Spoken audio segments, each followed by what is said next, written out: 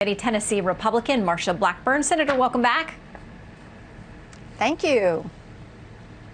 I want to go back to the Hunter Biden discussion. It got very heated today as there were accusations that there were people who had, prior to the election, characterized this as Russian misinformation, that there was not anything to it. We now know there's at least one federal investigation ongoing.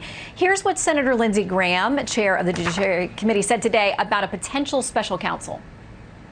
I think it's a good idea. Let me just say this. If you believe a special counsel is needed to look at the Trump world regarding Russia, how can you say that there's no need for a special counsel regarding Hunter Biden? Senator, any chance you think that happens? I do think there's a chance it will happen simply because there is so much that has happened around Biden Incorporated, Hunter Biden, James Biden.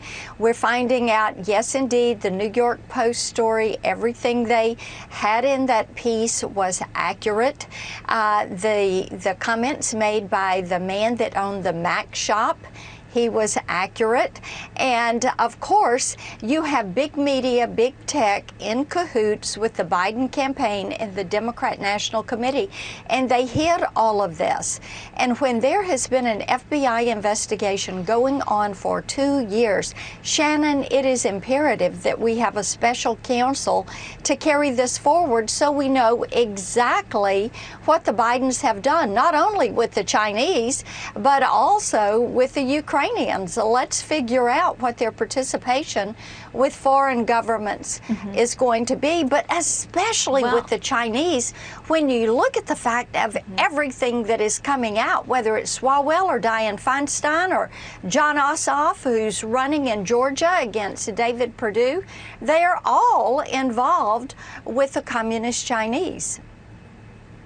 There are a lot of questions there. And like the Mueller investigation, we may get to an ending and find that things aren't what they seem on the front end, or at least what the allegations are, but we don't know. So we'll see if there's a special counsel. We know there are other investigations. The Senate's been doing it as well, trying to get to some answers. Correct. Meanwhile, I want to ask you about this ongoing conversation. First of all, Maggie Haberman tweeting in the New York Times, putting aside everything else, it is rare to hear a woman speaking unapologetically and unselfconsciously about life, having kids, and an intense job, the kind of thing men aren't often asked to think twice about, but women are always expected to. Now, she was referring to Jen O'Malley Dillon, a piece that was about her in Glamour magazine. She would be part of the incoming Biden administration.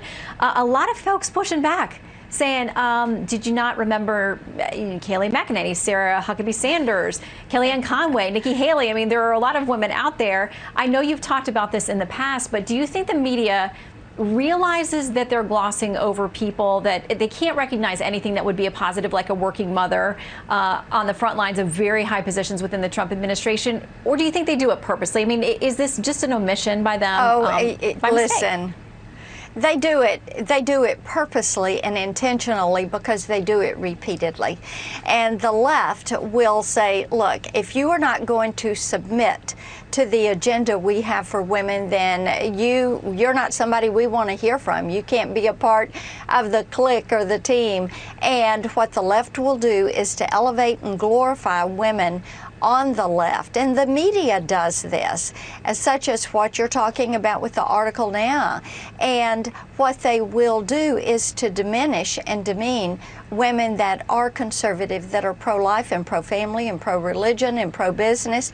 They basically say, we don't want to hear from you, your opinion does not count. So, Shannon, I have to tell you, it is so intentional, and as I have written a lot about this in my book that I wrote about this topic, Mind of a Conservative Woman, and how the press treats conservative women, mistreats conservative women, because we're free thinkers, we're independent minded, and we are not going to submit to the agenda of the left and walk in lockstep with them.